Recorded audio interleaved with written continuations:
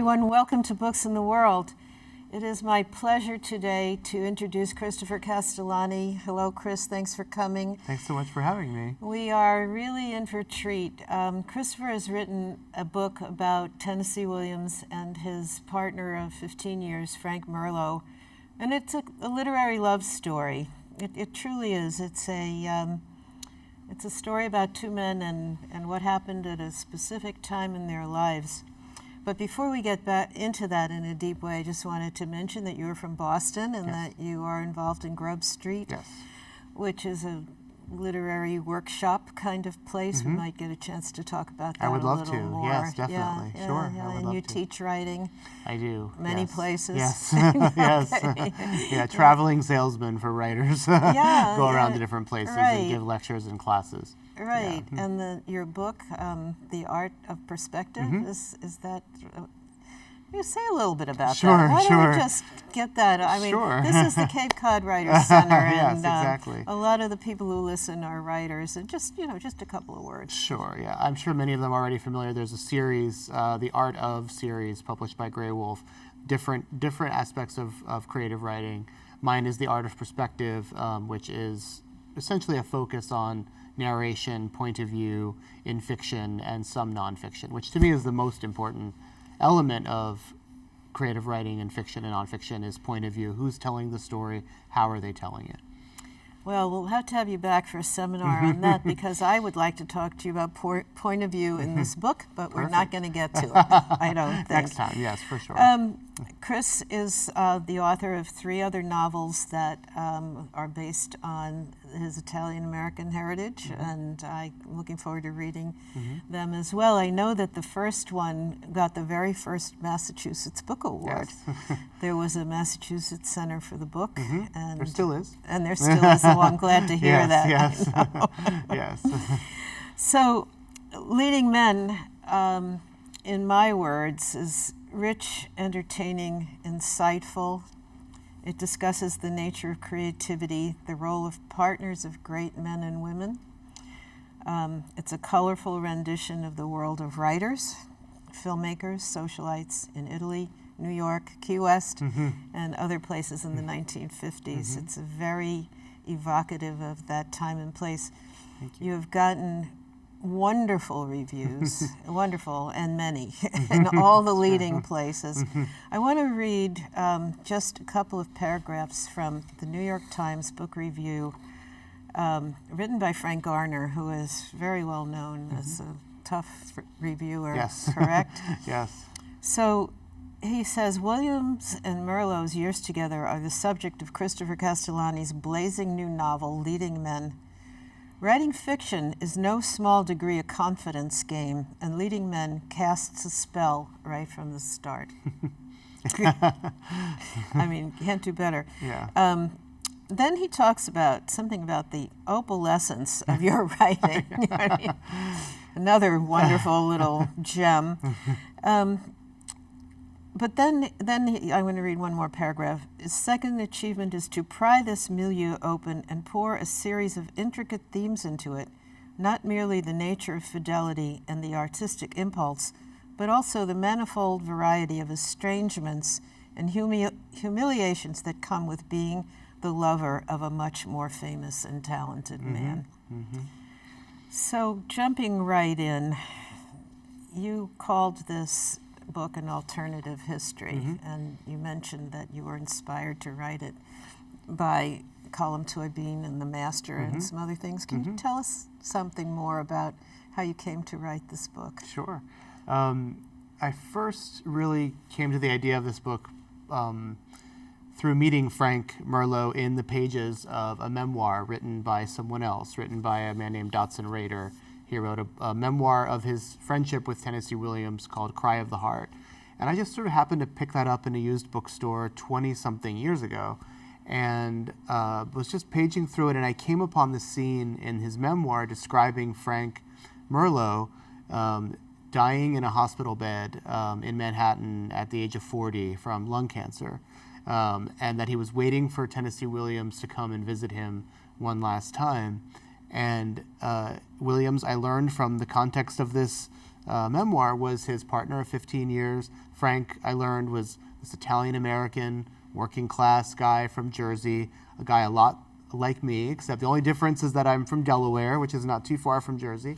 And I immediately felt a kinship with him because he was, as Williams's partner, found himself in this world into which he was not born and to which he probably felt somewhat out of place. And I just wondered what it was like not only to be in that world, but to be the partner of the great artist, the great genius, by many considered to be the greatest playwright of the 20th century. So immediately I just wanted to just know what that was like. And so I embarked on a 20-year journey I've written, as you've mentioned, other books in between, but this book's been kind of in my heart the entire time, because I'd been reading letters that the men wrote to each other, reading biographies about Williams that mention Merlot and talk about him, the plays and stories and poems written by Williams that either reference him or were written during the time they were together. And believe it or not, you've read the book, but believe it or not, my original impulse was to write a happy love story because I had read, one of the things I'd read over these 20 years was that they were the happiest, that they had their happiest times when they were in Italy. They would spend pretty much every summer in Italy. And that was where they had their happy times. And I thought, I'm going to write a happy story about Williams and Merlot in Italy. And then I happened to land on the summer of 1953, and it was when they were having a very difficult summer. And I noticed that when I went, during that month, that they had received an invitation from Truman Capote to visit him in Portofino. And it wasn't clear whether they had gone to the party, but what was clear was that soon after they got that invitation, 2 weeks were missing from Williams's journal. They weren't ripped out or anything. He hadn't written anything. And so that's where the alternative history comes in. I thought, what if they went to that party, and what would have happened there? Who would they have met?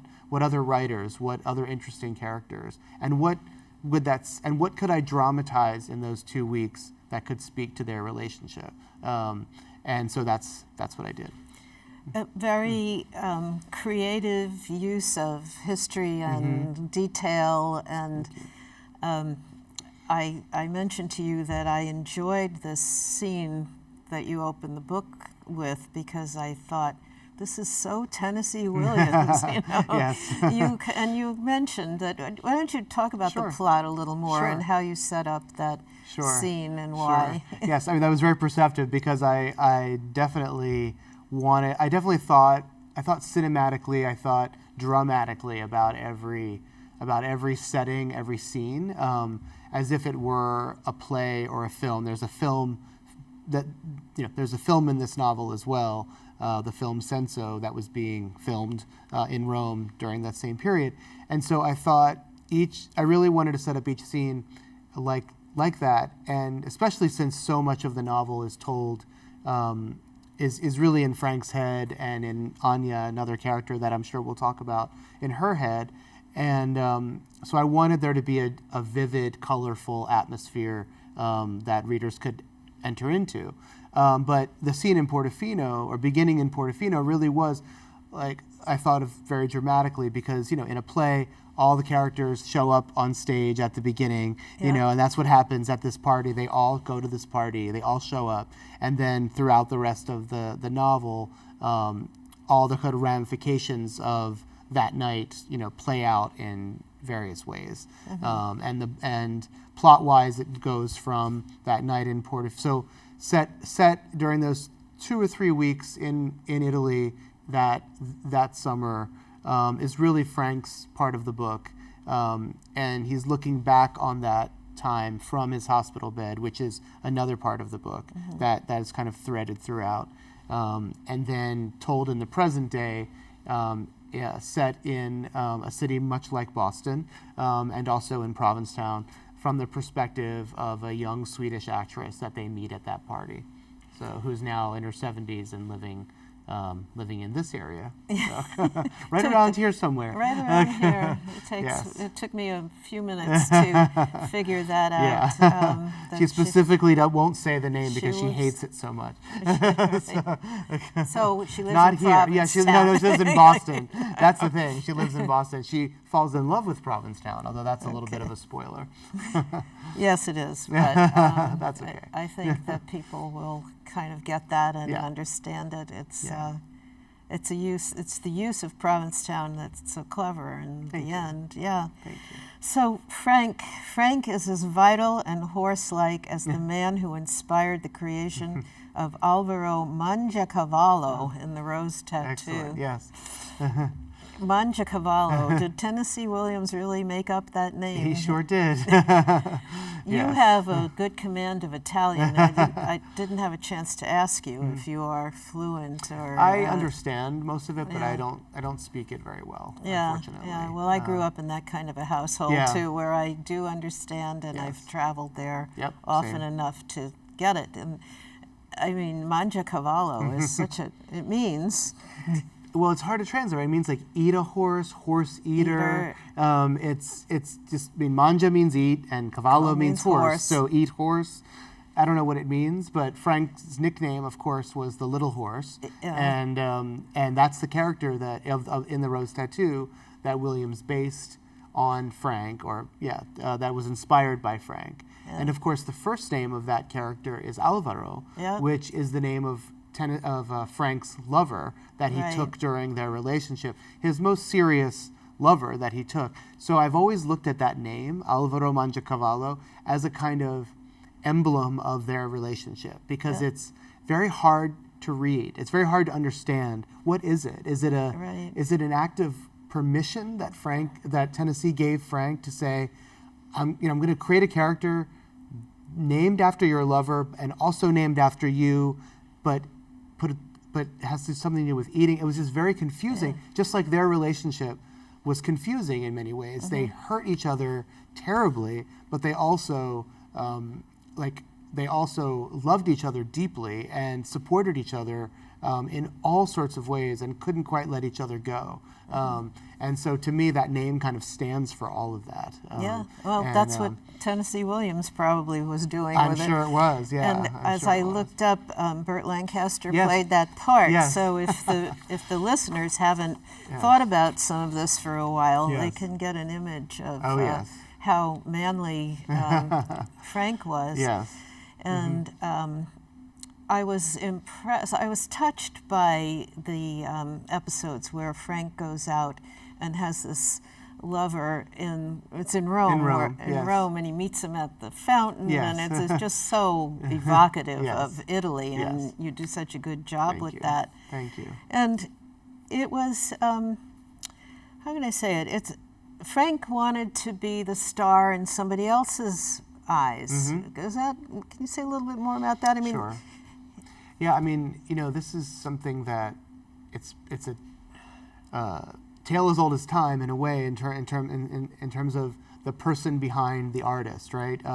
In most cases, it's been women, right? Or in many cases, it's been women who have supported artists, writers for millennia, right? And haven't gotten their own, and have kind of sacrificed their own identities in service of the great artist. And many, many wonderful novels and stories have been written about those women. Just to throw a few names Sure.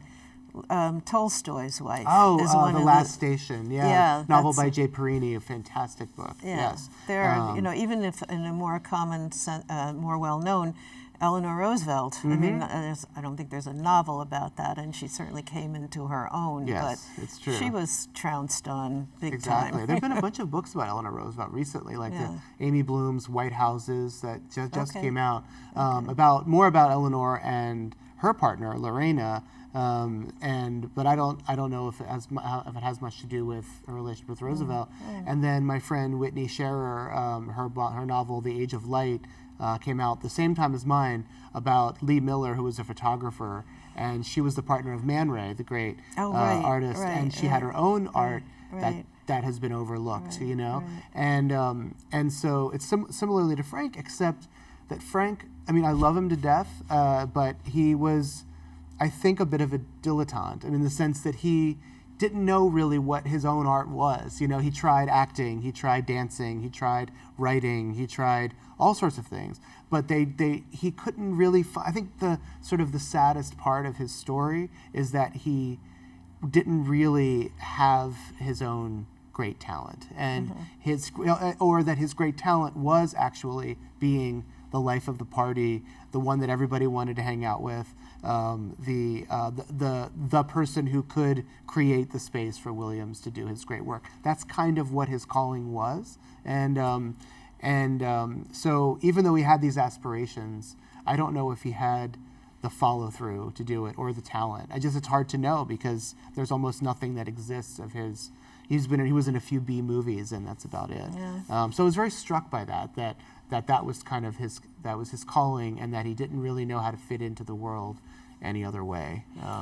Yeah, to clarify, sometimes we talk, I talk with an author and I've spent a week with the book and you've spent 10 years with the book, and the audience may not have picked up on that Frank was his, he was like his manager in a sense. Secretary. He arranged everything. Yep. Very good cheer, very easygoing about all of that.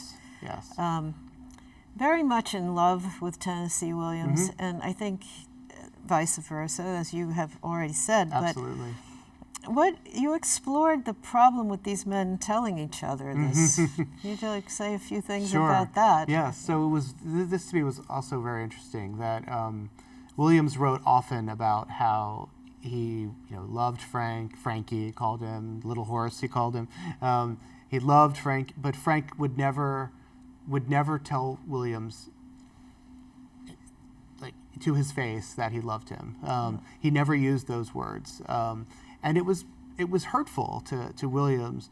But I think it was understandable in terms of their power dynamic, because Williams, when you think about it, had all the money, he had the fame, he had all the power on some level, and Frank was literally his employee. And what did Frank have that could distinguish him, that could keep him in Williams's orbit, other than his loyalty? If he kept Williams on a kind of tether, that tension of, does he believe I love him? Does he not believe I love him? Playing that kind of, withholding of affection and love is a time-honored way of keeping your partner, kind of tense. And I think that was the power that he had. I don't know this for sure, but in my psychologizing of him, that was how I read it. That it was an act of his way of keeping his power and keeping them together. Actually, is through withholding that information. And also, he was culturally a tough Italian guy. Some Italian guys don't show their affection or don't say it, but have other love languages, right? Which he did with Williams. Right. So all of this that you've just said reminds me of the question that I had for you earlier, which was, where do you get the courage to put all this on the page and put these thoughts into another human being's head? Yeah. It's a big leap of faith. Yeah. I think of writers sitting there. I wonder if he would have thought this. Can you say a few words that about to me, that? that's the joy of it. That's the great project that we're doing here. Is we are bringing his emotional life to light. I am fully inhabiting him as a character. Like this guy Frank in this book is my interpretation of the real Frank. I'm not a biographer. I've written a novel, and so it's always going to be my interpretation. So it's informed by what I've researched. It's informed by what I've read and seen, but ultimately it's my interpretation. And so I have to fill that out in all the ways I need to. I have to describe what he looks like and how he's thinking, and have my own psychological framework for him. And to me, that's the great joy of this. That's that empathy, that walking in his shoes is what makes this interesting and fun for me to do. Yeah. Yeah, and plus I had an agenda. I really wanted to bring Frank into the light. I really wanted to write a book that elevated his place in Williams's career. Well, you used the term alchemy, and I had some quotes about that, but you know where I'm going. What do you mean by the term the alchemy that he had for the 15 years? Yeah. I actually have a page reference of the list of plays written during those years. Yeah. If you talk a little about the alchemy, I'll Sure. find the page. Well, that was my question when I was writing it. Was, you know, like when you put these two men together, what, like that together they were greater. Together they were greater than the sum of their parts, right? That Williams wrote better. He was in his finest, like the longest and most productive and successful, I should say, stage of his career when they were together. So what was it about what sparks flew or whatever when they were together that produced plays like, you know, the ones that he had during that period? So I really do think it was that Frank gave Williams the kind of, as I said, created the space, but in a way that Williams actually trusted Frank. And I think that was the key, is that there were many, many men who were auditioning for Frank's role throughout their whole lives, right? Like everyone wanted to be the partner, you know, in Williams's light, you know, and to be there for him to play that role. But Frank was the one that had that role the longest. He was the leading man for the longest time. And that is, in my opinion, based on what I've read, because I think ultimately Williams trusted him the most. Yeah.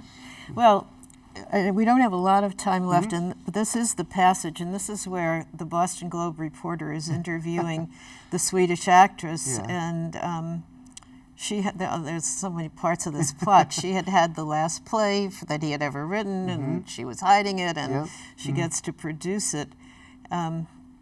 So the reporter asks her, do you think this will be another streetcar? And then it says, instead she tells the reporter about the real Frank Merlo. Would you read? Sure. Just trim like there to here. Sure. And yeah. It'll kind of review what we've just said. Sure. Instead she tells the reporter about the real Frank Merlo, the truck driver who loved Maria Callas, the 15 years of tenderness and hostility and competition and adoration and suspicion he had with Tennessee Williams, the alchemy of which produced the playwright's greatest works. Cat on a Hot Tin Roof, yes, but also The Rose Tattoo and Night of the Iguana and Orpheus Descending and Camino Real and Sweetbird of Youth and Suddenly Last Summer. All of these plays came into being during the Frankie years. Nothing of consequence came after Frankie was gone. She asked the reporter if she can name a single Williams play after 1963. She cannot. Frank's story has yet to be written, Anya tells her, to which the reporter replies, are there any plans to make Call It Joy into a movie? The reporter doesn't get it. She doesn't get it, right, exactly. Oh, that's so good.